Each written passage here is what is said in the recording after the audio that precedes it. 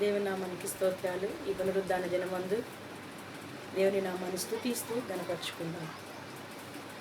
యేసయ్యా నీ నామగానం నే పాడేదా జీవితాంతం. యేసయ్యా నీ నామగానం నే పాడేదా జీవితాంతం.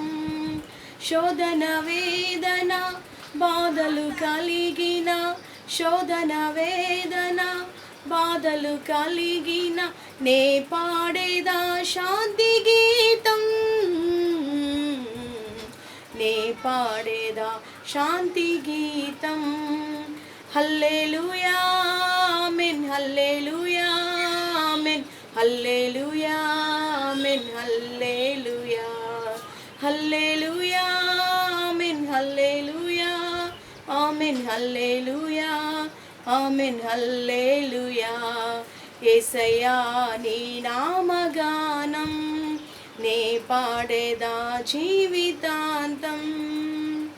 జీవాధిపతి అయిన దేవా నిత్య జీవంబు నాకు సగినావా. జీవాధిపతి అయిన దేవా నిత్య జీవంబు నాకు సగినావా.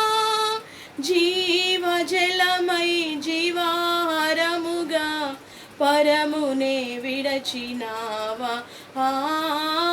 జీవజలమై జీవాహారముగా పరమునే విడచినావా. హల్లెలూయా ఆమేన్, హల్లెలూయా ఆమేన్, హల్లెలూయా ఆమేన్, హల్లెలూయా. యేసయ్యా నీ నామగానం నే పాడేదా జీవితాంతం. యేసయ్యా నీ నామగానం నే పాడేదా జీవితాంతం. నీ మాటే నా నోట పాడగా ప్రభు, నీ మాటే నా బ్రతుకు బాటగా. నీ మాటే నా నోట పాడగా ప్రభు, నీ మాటే నా బ్రతుకు బాటగా. ప్రకటింతునయ్యా నీ సిలువ వార్త ప్రాణమున్నంత వరకు. ప్రకటింతునయ్యా నీ సిలువ వార్త ప్రాణమున్నంత వరకు. హల్లెలూయా ఆమేన్, హల్లెలూయా ఆమేన్, హల్లెలూయా ఆమేన్, హల్లెలూయా, హల్లెలూయా ఆమేన్, హల్లెలూయా ఆమేన్, హల్లెలూయా ఆమేన్, హల్లెలూయా. యేసయ్యా నీ నామగానం నే పాడేదా జీవితాంతం. శోధన వేదన బాధలు కలిగిన, శోధన వేదన బాధలు కలిగిన నే పాడేదా శాంతి గీతం. నే పాడేదా శాంతి గీతం. హల్లెలూయా ఆమేన్, హల్లెలూయా ఆమేన్, హల్లెలూయా ఆమేన్, హల్లెలూయా, హల్లెలూయా ఆమేన్, హల్లెలూయా ఆమేన్, హల్లెలూయా ఆమేన్, హల్లెలూయా. ప్రార్థన చేసుకుందాం. పరిశుద్ధుడా, ప్రేంగల తండ్రి, దయగలిగిన నాయన, సర్వోన్నతుడా, సర్వశక్తిమంతుడా, జీవాధిపతి మీకు వందనాలు నాయన. ఈ పునరుద్ధాన దినమందు ప్రభా ఈ రీతిగా నాయన మీ నామాన్ని స్తుతించి గణపరచి మిమ్మల్ని ఆరాధించడానికి మీరు మాకు ఇచ్చిన అవకాశం బట్టి మీకు వందనాలు, స్తుతులు, స్తోత్రాలు చెల్లిస్తున్నాను నాయన. ఈ యొక్క ప్రభా ఈ దినాన ఆదివారము నాయన నీ కుమారుడు నీ సేవకుడు నాయన రెవరెండ్ పాస్టర్ దాస్ గారి ద్వారా నాయన మీ యొక్క వాక్యాన్ని వినడానికి ప్రభా నాయన నీ బిడ్డని పక్షాన్ని నిలబడుచుండగా నీ ఆత్మశక్తితో ఆత్మ ప్రభావంతో నీ బిడ్డ ద్వారా తేటగా స్పష్టంగా మా అందరితో మాట్లాడి బలపరచమని సహాయం చేయమని సమస్త మహిమా ఘనత ప్రభావాలు మీకు ఆరోపించుకుంటూ యేసయ్య నామములో అడుగుచు ప్రార్థించి వేడుకొనుచున్నాను తండ్రి, ఆమేన్. మన ప్రభు అయిన యేసుక్రీస్తు వారి పేరిట మీ అందరికీ హృదయపూర్వకమైన వందనాలు తెలియజేస్తూ ఉన్నాను. అందరూ బాగున్నారని ప్రభు పేరిట నమ్ముచున్నాను. మీ దిన ప్రార్థనల్లో మరి మీరు మమ్మల్ని జ్ఞాపకం చేసుకుంటున్నారని, అదేవిధంగా మా దిన ప్రార్థనల్లో కూడా మిమ్మల్ని మేము జ్ఞాపకం చేసుకొనొచ్చు. మీ కొరకు అత్యధికంగా దేవుని స్తుతిస్తూ ఆరాధిస్తూ ప్రార్థిస్తూ ఉన్నాం. ఈ సమయంలో దేవుని యొక్క వాక్యాన్ని ధ్యానం చేసుకుందాం. దేవుని యొక్క వాక్యంలో నుండి ద్వితీయోపదేశ కాండము 31వ అధ్యాయము 38వ వచనము 2వ భాగాన్ని చదువుకుందాం. ఇదిగో నేనే దేవుడను, నేను తప్ప వేరొక దేవుడు లేడు. మృత్యునందించువాడను, బ్రతికించువాడను నేనే, గాయపరచువాడను, స్వస్థపరచువాడను నేనే, నా చేతుల నుండి విడిపించువాడెవడను లేడు. ప్రార్థన చేసుకుని దేవుని మాటలు ధ్యానించుకుందాం. పరిశుద్ధుడు అయిన తండ్రి, జీవముల దేవ, మీ గణనామాన్ని బట్టి స్తోత్రాలు వందనాలు చెల్లిస్తున్నాం ప్రభు. నైనా ఈ దినాన ఈ వాక్య భాగము ధ్యానించుతూ ఉండగా మీ ఆత్మచేత నన్ను అభిషేకించి ప్రభు వినుచున్న బిడ్డలకు దీవెనకరముగా ఆశీర్వాదకరముగా ఉండులాగున సహాయం చేయమని చేతికి నన్ను వినుచున్న ప్రియ బిడ్డలను అప్పగించుకొనొచ్చు యేసయ్య పేరిట అడుగుచు ప్రార్థిస్తున్నాను తండ్రి, ఆమేన్. ప్రియ దేవుని బిడ్డలారా, దేవుని యొక్క లేఖనము సెలవిస్తున్న మాట ఏమిటంటే, నేనే దేవుడను, నేను తప్ప వేరొక దేవుడు లేడు. ప్రియ దేవుని బిడ్డలారా, మరి ఈ రోజున మనం చూసినట్లయితే సర్వ సృష్టిలో దేవుడు ఒక్కడే, అదేవిధంగా తండ్రి ఒక్కడే. ఆయనే మన దేవుడైన యెహోవా. ఆయన యొక్క నామం పేరిట మాత్రమే మనకు జీవము, ఆశీర్వాదము. కనుక అయితే ఇక్కడ దేవుని యొక్క వాక్యం సెలవిస్తున్న మాట ఏమిటంటే, మృతునందించువాడను నేనే, బ్రతికించువాడను నేనే. ఈ రోజున మనం చూసినట్లయితే ఈ భయానకమైన దినాలలో దేవుడు మాత్రమే బ్రతికించేవాడు, ఆయన మాత్రమే స్వస్థపరచువాడు, ఆయన మాత్రమే ఆదరించువాడు, ఆయన మాత్రమే పోషించువాడు, ఆయన మాత్రమే సంరక్షించువాడు, నడిపించువాడు, బలపరచువాడు, స్థిరపరచువాడు అనేటువంటి విషయాన్ని ఇక్కడ మనం నేర్చుకుంటూ ఉన్నాం. కనుక ప్రియ దేవుని బిడ్డలారా, మృతునందించువాడు ఆయనే, బ్రతికించువాడు కూడా ఆయనే. అదే విధముగా అక్కడ రాయబడిన మాట, గాయపరచువాడను, స్వస్థపరచువాడను నేనే. కనుక ప్రియ దేవుని బిడ్డలారా, ఈ రోజున శరీర రోగమైన, ఆత్మీయ వ్యాధి అయిన ప్రతి గాయమును స్వస్థపరచుటకు ఆయన మాత్రమే సమర్థుడు, ఆయన మాత్రమే ఎంతైనా నమ్మదగిన దేవుడు. కనుక ప్రియ దేవుని బిడ్డలారా, ఈ రోజున మనమంతా కూడా ఈ భయంకరమైనటువంటి తెగుళ్ళ మధ్య, ఈ భయంకరమైన కరువు కాలములో మనమంతా కూడా ఎంతైనా నమ్మదగిన దేవుడైన యెహోవాను, మన ప్రభు అయిన యేసుక్రీస్తు వారిని ఆశ్రయముగా, దుర్గముగా, శైలముగా, కేడముగా చేసుకొని ఆయన యొక్క నామాన్ని మహిమపరచవలసిన వారంగా ఉన్నాం. అయితే కింద చూసినట్లయితే దేవుని యొక్క వాక్యం స్పష్టంగా తెలియజేస్తున్న మాట ఏంటంటే, నా చేతుల నుండి విడిపించువాడు ఎవడునూ లేడు. దేవునికి దూరముగా ఉండి మనం ఏమీ చేయలేం. దేవుని యొక్క కార్యములను మనం అనుభవించాలంటే మనము ఎల్లప్పుడూ దేవుని యొక్క ప్రసన్నతలో, దేవుని యొక్క సన్నిధిలో, ఆయన యొక్క కనుదృష్టిలో ఉండాలని దేవుని వాక్యం సెలవిస్తూ ఉంది. ఈ రోజున మనం చూసినట్లయితే బైబిల్ గ్రంథంలో ఆ చక్కని మాటలు జ్ఞాపకం చేస్తున్న 46వ వచనం, మీతో సాక్ష్యముగా నేడు పలికిన ఈ మాటలన్నిటినీ మీ మనసులలో పెట్టుకుని మీ సంతతి వారు ఈ ధర్మశాస్త్ర వాక్యములన్నిటినీ అనుసరించి నడుచుకొనవలనని వారికి ఆజ్ఞాపింపవలెను. ఇది మీకు నిరర్ధకమైన మాట కాదు, ఇది మీకు జీవమే. మరియు మీరు స్వాధీనపరుచుకొనుటకు యొర్దాను దాటపోవచ్చున్న దేశంలో దీనిని బట్టి మీరు దీర్ఘాయుష్మంతులగుదురు. కనుక ప్రియ దేవుని బిడ్డలారా, ఇక్కడ దేవుడైన యెహోవా ప్రవక్త అయినటువంటి మోషే ద్వారా ఇశ్రాయేలు ప్రజలతో మాట్లాడుతూ ఉన్నటువంటి మాట ఏమిటి అని అంటే, మీ మనసులలో ఈ మాటలను మీరు పెట్టుకొని మీ సంతతి వారికి ధర్మశాస్త్రాన్ని బోధించి వారు దానిని అనుసరించి నడుచుకున్నట్లు ఆజ్ఞాపించాలని ప్రభువారు జ్ఞాపకం చేస్తున్నారు. ఈరోజు నా ప్రియ దేవుని బిడ్డలారా, మనకు దేవుని వాక్యం మాత్రమే శరణ్యం. దేవుని వాక్యమే మనలను బ్రతికించేది, దేవుని వాక్యమే మనలను స్వస్థపరిచేది, దేవుని వాక్యమే మనలను ఆదరించేది, దేవుని వాక్యమే మనలను కాపాడేది. కనుక ప్రియ దేవుని బిడ్డలారా, ఈ రోజున ఎంతమంది దేవుని యొక్క వాక్యాన్ని పోగొట్టుకుంటున్నారు? గత కొన్ని దినాలుగా మరి దేవుని వాక్యం కరువు మనకు కనబడతా ఉంది. ఆల్రెడీ దేవుని యొక్క లేఖలో సెలవిచ్చినట్లుగా ఆహారమును గురించినటువంటి కరువు ఎలా అయితే వస్తుందో అలాగే దేవుని వాక్యము అనే కరువు కూడా వస్తుందని వింటూ ఉన్నాం. ఈ రోజున సమృద్ధిగా దేవుని వాక్యాన్ని మనం వినలేని పరిస్థితి అయినప్పటికీ దేవుని మహాకృపను బట్టి మీడియా ద్వారా కూడా మనము దేవుని వాక్యాన్ని వినడానికి ప్రభు సహాయం చేసి అందుని బట్టి దేవునికి స్తోత్రం. కనుక తప్పక ఈ మాటలను మీరు విని ధ్యానించి మీ హృదయంలో భద్రపరుచుకొని మీ మనసులో పెట్టుకొని మీరు నెమరవేసిన ఎడల దేవుని యొక్క వాక్యం సెలవిస్తుంది ఏమిటంటే, ఇది మీకు నిరర్ధకమైన మాట కాదు, ఇది మీకు జీవమే. దేవుని యొక్క వాక్యము వ్యర్థమైనటువంటి వాక్యం కాదు. దేవుని వాక్యము జీవం.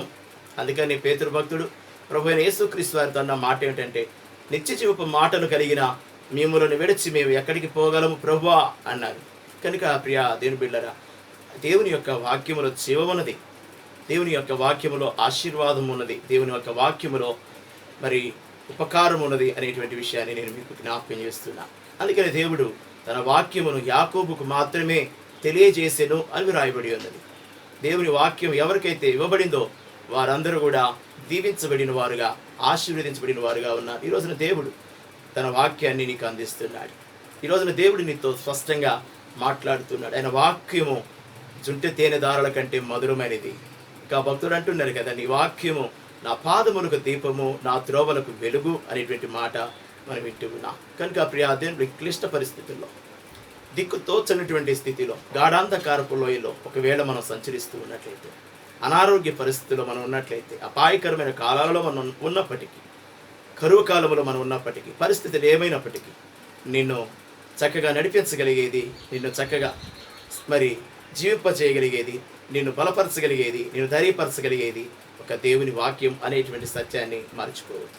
అదేవిధంగా దేవుని దూత మరియమ్మ తల్లితో కూడా మాట్లాడిన మాట ఏమిటంటే, దేవుడు సెలవిచ్చిన ఏ మాట అయినను నిరర్ధకము కానేరదు అని ప్రభువారు సెలవిచ్చారు.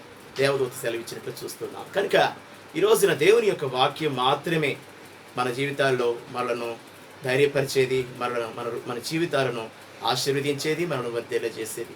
కనుక అక్కడ రాయబడిన మాట, ఇది నిరర్ధకమైన మాట కాదు, ఇది మీకు జీవమే. మీరు స్వాధీనపరచుకున్నట్టుకు యోర్ధాను దాటవచ్చున్న దేశంలో ఈ వాక్యమును బట్టి మీరు దీర్ఘాయుష్మంతులగుదురు. ఒకవేళ ఆరోగ్యం కావాలన్నా, నీకు ఐశ్వర్యం కావాలన్నా, లేక నీకు దీర్ఘాయువు కావాలన్నా, ఈ దేవుని మాటలు మాత్రమే నీకు శరణ్యం అనేటువంటి విషయాన్ని ఈ సందర్భంగా జ్ఞాపకం చేస్తున్నా. దేవుడు ఏ రీతిగా ఆయన మనలను తన వాక్యము చేత ఆదరిస్తున్నాడు మనం చూసినట్లయితే, అదే అధ్యాయం 32వ ద్వితీయోపదేశకాండం 32వ అధ్యాయము 3వ వచనం కానించి మనం చూద్దాం. చివరి భాగం, ఆయన ఆశ్రయదుర్గముగా ఉన్నాడు, ఆయన కార్యము సంపూర్ణము, ఆయన చర్యలన్నీ న్యాయములు, ఆయన నిర్దోషి, నమ్మకముదగిన దేవుడు, ఆయన నీతిపరుడు, యథార్థవంతుడు.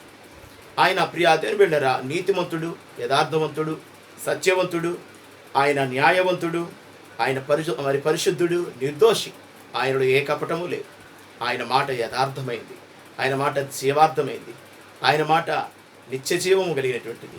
కనుక ఈ రోజున ప్రియా దేవుని బిడ్డలారా, అట్టి దేవుని కనుక నీవు ఆశ్రయించగలిగి, ఆయన యొక్క స్వరము కనుక నీవు వినగలిగితే, ఆ ప్రభువు నిన్ను ఎలా దీవించబోతున్నాడంటే చూడండి, అది చక్కగా మాట్లాడుతూ ఉన్నాడు. 6వ వచనం చివరి భాగాన్ని నుంచి కూడా మనం చదువుకుందాం.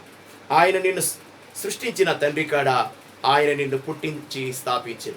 ప్రియా దేవుని బిడ్డలారా, మన దేవుడైన యెహోవా ఆయన ఎవరో కాదండి, ఆయన నిన్ను సృష్టించిన నీ తండ్రి, తల్లి గర్భములో నిన్ను రూపుదిద్దినటువంటి తండ్రి, ఆయన ఈ భూమి మీద నిన్ను ఆయన స్థాపించినటువంటి తండ్రిగా ఉన్నాడు అనే విషయాన్ని జ్ఞాపకం చేస్తున్నా. ఈ రోజున మానవుడు ఈ భూమి మీద ఉన్నాడు అంటే కారణం దేవుడే తల్లి గర్భంలో సృష్టించి నిర్మించి ఆయన భూమి మీద మనిషిని స్థాపించాడు. కనుకని నేటి వరకు ఈ మానవ జాతి ఎన్ని తెగుళ్ళు వచ్చినా, ఎన్ని ఉపద్రవాలు వచ్చినా, ఎన్ని మరి అపాయకరమైన మరి కాలాలు వచ్చినా, మానవ జాతి అనేది ఈ భూమి మీద అంతరించకుండా ఉంటూనే ఉన్నాయి. ఈ భూమి మీద మనం చూసినట్లయితే అనేక రకాల జంతు జాలాలు, పక్షి మరి జాలాలు అనేకము కూడా ఈ రోజున నశించిపోయినట్లుగా, అంతరించిపోయినట్లుగా కొన్ని జాతులను మనం చూస్తున్నాం. కానీ భూమి మీద మానవ జాతి మరి ఇంకనూ సజీవంగా ఉంది. కారణం ఏంటంటే దేవుడు వారిని మరి ఆశీర్వదించి ఫలించి అభివృద్ధి చెంది విస్తరించి అని ప్రభు సెలవిచ్చి ఉన్నాడు. కనుక ప్రియమైన దేవుని బిడ్డలారా, ఈ రోజున దేవుడే నిన్ను పుట్టించాడు, ఆయనే నిన్ను నిర్మించాడు, ఆయనే నిన్ను సృష్టించాడు, ఆయనే నిన్ను స్థాపించాడు అనే విషయాన్ని జ్ఞాపకం చేస్తాడు. దేవుడు ఏ రీతిగా మానవ స్థాపించాడు తన వాక్కు చేత. ఈ భూమి మీద స్థిరపడాలన్నా, ఈ భూమి మీద బలపడాలన్నా, ఈ భూమి మీద నీవు దీవెనకరంగా ఆశీర్వాదకరంగా ఉండాలన్నా, ప్రభు రాకడ వరకు నిలచి ప్రభు మహిమను చూడాలంటే కావలసిందల్లా ఒకటే, దేవుని మాట చేత నీవు దీవించబడాలి, దేవుని మాట చేత నీవు మీరు అనిపించగలిగి. ఈ రోజున నా ప్రియ దేవుని బిడ్డల దేవుని వాక్యమును మీ హృదయంలో ఫలింపచేయవలని దేవుడు కోరుతూ ఉన్నాడు. మాత్రమే కాదు, దేవుడు ఏ రీతిగా మానవుణ్ణి ఆశీర్వదిస్తున్నాడు. చూసినట్లయితే 10వ వచనాన్ని చదువుకుందాం. అరణ్య ప్రదేశంలోను భీకర ధ్వని గల పాడైన ఎడారిలోను వాని కనుగొని ఆవరించి పరామర్శించి తన కనుపాప వలె వారిని కాపాడెను. ప్రియదేవుని బిడ్డల దేవుడు అరణ్యం లాంటి ఈ లోకంలో, ఎడారి లాంటి ఈ లోకంలో దేవుడు మనలను ఆయన కనుగొని ఆవరించి పరామర్శించి కనుపాప వలె కాపాడుతూ ఉన్నాడు. ఈరోజున ఎంతమంది దేవుని కనుగొంటూ ఉన్నాం? ఎంతమంది దేవుని ఎదుగుతూ ఉన్నాం? ఎంతమంది దేవుని కొరకు ఆశపడుతున్నాం? ఎంతమంది దేవుని యొక్క సహవాసం కోసం, సన్నిధి కోసం, ప్రార్థన కొరకు ఆశపడుతున్నారు? కానీ నీవు ఆశపడుతున్నావో లేదో నాకైతే తెలియదు, కానీ దేవుడు మాత్రం నీ కోసం ఆశపడుతున్నాడు. ఆయన నీ కోసం కనిపెట్టుకొని ఎదుగుతూ ఉన్నాడు. దినమెల్లా ఆయన నీ కొరకు చేతులు చాపి ఉన్నాడని దేవుని యొక్క లేఖనం సెలవిస్తూ ఉంది. కనుక ప్రియదేవుని బిడ్డలారా, ఆయన వారిని కనుగొని వారిని ఆవరించి వారిని పరామర్శించి, ఈ రోజున కొన్ని కష్టమైన పరిస్థితుల్లో అందరూ కూడా మనల్ని విడిచిపెట్టిపోతూ ఉంటారు. కొన్నిసార్లు మనల్ని పరామర్శించడానికి కూడా ఎవ్వరూ ఉండరు, ఎవ్వరు కూడా మనల్ని పలకరించేవారు కూడా ఉండని పరిస్థితులు మనం చూస్తూ ఉంటాం. కానీ దేవుడైతే ఆయన నిన్ను పరామర్శించే దేవుడిగా, నిన్ను ఆవరించిన దేవుడిగా, నిన్ను వెతికిని రక్షించిన దేవుడిగా ఉన్నాడని మరి దేవుని వాక్యం సెలవిస్తూ ఉంది. ప్రభువైన యేసుక్రీస్తు వారు సెలవిస్తున్నాడు కదా, నశించిన దాన్ని రక్షించుటకు మనిషి కుమారుడు ఈ లోకానికి వచ్చాడు. ఈ లోకంలో ప్రియదేవుని బిడ్డలారా, మరి ఎంతోమంది ప్రజలు దీనస్థితిలో, ఎంతోమంది ప్రజలు భయంకరమైన అనారోగ్య పరిస్థితిలో, మరి పేద స్థితిలో, తినడానికి తిండి లేక, కట్టుకోవడానికి వస్త్రాలు లేక, ఉండడానికి సరైన నివాసం లేక, దిక్కు తోచినటువంటి ప్రజలు ఎంతోమంది భూమి మీద ఉన్నారు. మరి ఎంతమంది వారిని ఆదరిస్తూ ఉన్నారు. కానీ ఎవరు ఆదరించినా ఆదరించిపోయినా ప్రభువైన యేసుక్రీస్తు వారు మాత్రం నీకు ఆదరణకర్తగా, నీకు తోడుగా, నీడుగా ఉండడానికి భూమి మీదకి ఆయన వచ్చి ఉన్నాడు. అయితే ప్రియదేవుని బిడ్డలారా, ఆయన వారిని కనుగొని ఆవరించి పరామర్శించి తన కనుపాప వలె ఆయన వారిని కాపాడుతూ ఉన్నాడు. ప్రియదేవుని బిడ్డలారా, దినాన్ని మనం చూసినట్లయితే బెతెస్దా కోనేటి దగ్గర 38 సంవత్సరాల నుండి పడిపోయి ఉన్నటువంటి ఒక వ్యక్తిని ఎవరు పట్టించుకుని అనేక మంది ప్రజలు వస్తూ ఉన్నారు, పోతూ ఉన్నారు. ఆ వ్యక్తిని అక్కడ ఆ పరుపు మీద పడిపోయి ఉండడాన్ని చూస్తూనే ఉన్నారు ఆ కోనేటి దగ్గర. అయినప్పటికీ ఎవరు కూడా ఆయన్ని ఆదరించలేదు, ఎవరు కూడా ఆయనను మరి బలపరచలేదు, ఎవరు కూడా ఆయన్ని పరామర్శించలేదు, ఎవరు కూడా ఆయనకు సహాయం చేసినట్టు లేదు. ప్రియదేవుని బిడ్డలారా, బహుకాలం నుండి ఆ వ్యక్తి అక్కడ పడి ఉండుట ప్రభువైన యేసుక్రీస్తు వారు చూసి ఆయన యందు కనికరపడి ఆయన యందుకు వచ్చి, సహోదరుడా స్వస్థపడ కోరుచున్నావా అని ప్రభు అనగానే ఆ వ్యక్తి అంటున్నాడు కదా, అయ్యా నన్ను ఈ కోనేటిలో దించుటకు నాకు ఎవ్వరు లేరయ్యా అంటున్నాడు. ఈ రోజున నా ప్రియ దేవుడు నీ స్థితిని మార్చడానికి, నీ సమస్యలను పరిష్కరించడానికి, నీ ఆకలి దప్పికను తీర్చడానికి, నేను ఆదరించడానికి, నేను సంరక్షించడానికి ఈ లోకంలో ఎవ్వరు లేరయ్యా అని నువ్వు ఒకవేళ అనుకుంటున్నావేమో, కానీ ప్రభువైన యేసుక్రీస్తు వారు ఈ రోజున నీ కోసమే ఆయన ఎదురు చూస్తూ ఉన్నాడు. నువ్వు ఆయన రెక్కడికి ఎదుకొస్తే, ఆయన కౌగిట్లో కనుక నువ్వు భద్రపరచబడగలిగితే, ఆయన వాక్యము చేత నువ్వు తృప్తి పరచబడగలిగితే ఖచ్చితంగా నిశ్చయంగా ప్రభు ఈరోజు నిన్ను విడిపించడానికి, నిన్ను ఆదరించడానికి, నిన్ను ఆవరించడానికి, నిన్ను కనుపాప వలె కాపాడుకోవడానికి ప్రభు సిద్ధంగా ఉన్నాడు. అయితే ప్రియదేవుని బిడ్డలారా, ఆ వ్యక్తిని ప్రభు అంటున్నాడు కదా, సహోదరుడా ఇదిగో నీ పరుపు ఎత్తుకొని నీవు లేచి నడు అనగానే ఆ వ్యక్తి దిగ్గున లేచి తన పరుపుని ఎత్తుకొని నడిచినట్లుగా దేవుని వాక్యం సెలవిస్తుంది. కనుక ఈ రోజున నీ పరిస్థితి ఏదైనా, నీ స్థితి ఏదైనా మార్చగలిగే శక్తి ప్రభువైన యేసుక్రీస్తు వారి యొక్క నామంలో, ఆయన నోటి మాటలో ఉన్నది. అందుకని ఆయన మాటలు జీవార్థమైనటువంటి మాటలు, నిరర్ధకమైన మాటలు కాదండి. యేసయ్య నోట నుండి వచ్చిన ప్రతి మాట జీవార్థమైనటువంటి మాటలే. మృతులను సహితం సజీవులుగా లేవనెత్తగలిగినటువంటి మాటలు, ఎండిన ఎముకలకు జీవాన్ని పోసినటువంటి మాటలు, మోడువారిన జీవితాలను చిగురుపజేసినటువంటి మాటలు, అట్టి నిత్య జీవార్థమైనటువంటి దేవుని మాటలు ఈ రోజున నీ హృదయంలో భద్రపరుచుకొని నమరు వేసుకుని ప్రభు కొరకై జీవించినట్లయితే నీ జీవితాన్ని దేవుడు ఆశ్రయించబోతూ ఉన్నాడు.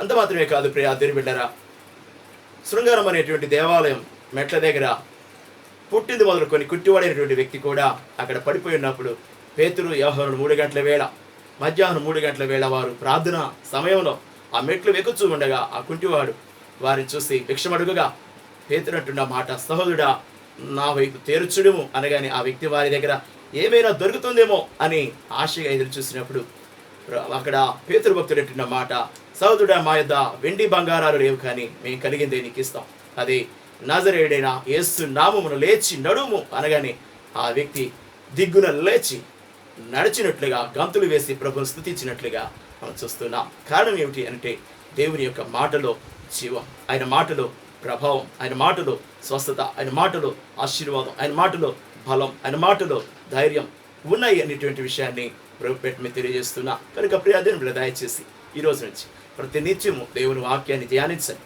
1వ కీర్తనలో వ్రాయబడినట్లుగా దుష్టుల ఆలోచన చొప్పున నడువక, పాపుల మార్గం నిలువక, అపహాస్యం కూర్చుండే చోట కూర్చోటక, దీవారాత్రులు దేవుని యొక్క ధర్మశాస్త్రం ధ్యానిస్తున్నట్లయితే ఆకువాడక తన కాలం ముందు ఫలమిచ్చు చెట్టులాగా, నీటి కాలంలో ఎవరైనా నాటబడిన చెట్టులాగా ఫలించి అభివృద్ధి చెంది విస్తరిస్తామని ప్రభు పేట తెలియజేస్తూ ఉన్నాం.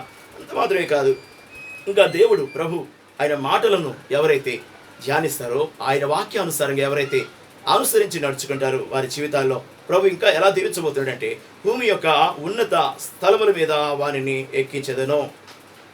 అంత మాత్రమే కాదు, పొలముల పంట వానికి తినిపించెను.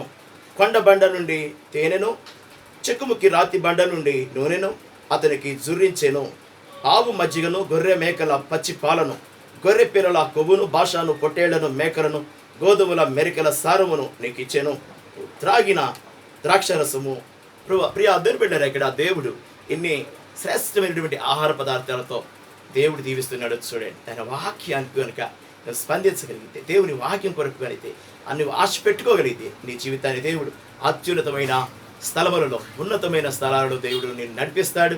మునిపెన్నడు నువ్వు ఎరగని గొప్ప మార్గాలలో, నీతి మార్గాలలో, ఉన్నత స్థలాలలో ప్రభుని నడిపించి దీవించి అత్యధికంగా వర్ధిల్ల చేస్తాడు. అటు దీవెనలు ప్రభు నీ జీవితంలో దాయిచ్చాలని ఆశపడుతున్నారు భక్తులు అనేక మంది. మనం చూసినట్లయితే వారందరూ దేవుని యొక్క మాటను బట్టి అబ్రహాము, ఇస్సాకు, యాకోబులు, అదేవిధంగా యోసెఫ్, అదేవిధంగా మోషే, యెహోషువ, అలాగే దానియేలు, దావీదు, ఇలా ఆయన భక్తులైన అనేక మంది బిడ్డలు దేవుని మాటను బట్టి వారు ముందుకు నడిచినప్పుడు దేవుడు వారి జీవితాలను ఉన్నతమైన స్థలాలలో వారిని నడిపించినట్లుగా, వారిని అత్యధికంగా దీవించినట్లుగా దేవుని యొక్క వాక్యాన్ని మనం చూస్తూ ఉన్నాం. అటు దేవునుడు ప్రభు దినాన నీకు, నీ కుటుంబానికి దయచేయునుగాక. ప్రార్థన చేసుకుందాం. మహాపరిశుద్ధుడు అయిన తండ్రి, జీవగల దేవా, మీ గణనామాన్ని బట్టి వందనాలు, స్తోత్రాలు చెల్లిస్తున్నాం ప్రభు.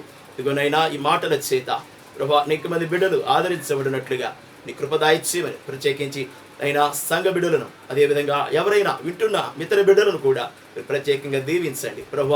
వారిని వ్యక్తిగతంగా కలుసుకోలేకపోయినప్పటికీ ఈ వీడియో ద్వారా బిడ్డలు దర్శిస్తూ ఉండగా తండ్రి, ఈ మాటలు వారి హృదయాలలో నూరంతలుగా ఫలించి నైనా వారి వర్ధిల్లుడి కృప దయచేయమని ప్రభు. ఎవరైతే దిక్కులేని వారు, ఆదరణ లేని వారు ప్రభు, ఎవరైతే అనాథులు ప్రభు, ఎవరైతే నాయన నా తండ్రి కరువు చేత, కాటకాల చేత ప్రభా ఉన్నారో వారందరినీ కూడా దర్శించండి ప్రభా. ఇదిగో నాయన నేడు దేశంలో ప్రభా భయంకరమైనటువంటి తెగులు, నైనా ఈ తెగులు నుంచి కూడా నైనా ఈ దేశాన్ని మాత్రమే కాదు ప్రపంచాన్ని, మా ఆంధ్ర రాష్ట్రాన్ని, మా పట్టణాన్ని ప్రభా రక్షించమని ప్రార్థిస్తూ ఉన్నాం. అదేవిధంగా నా తండ్రి మరి ఇజాక పట్టణంలో ప్రభా జరిగినటువంటి భయంకరమైనటువంటి నా ప్రభా మరి శివాయువు ద్వారా ఎంతోమంది బిడ్డలు అస్వస్థతలోనే ఉండగా, కొందరు మరణించి ఉండగా ప్రభా కుటుంబాలకు కావాల్సినటువంటి స్వస్థత, బిడ్డలకు కావాల్సినటువంటి ఆదరణ, ఓదార్పు, నెమ్మది నీ కృప దయచేయమని ప్రభా ప్రార్థన చేస్తూ ఉన్నాం. ప్రత్యేకించి ప్రభు నైనా ఇక ట్రైన్ ద్వారా నైనా యాక్సిడెంట్లో చనిపోయినటువంటి కుటుంబాలకు కూడా కావాల్సిన ఆదరణ, బిడ్డలకు ఆత్మలకు శాంతి ప్రభా దయచేయండి.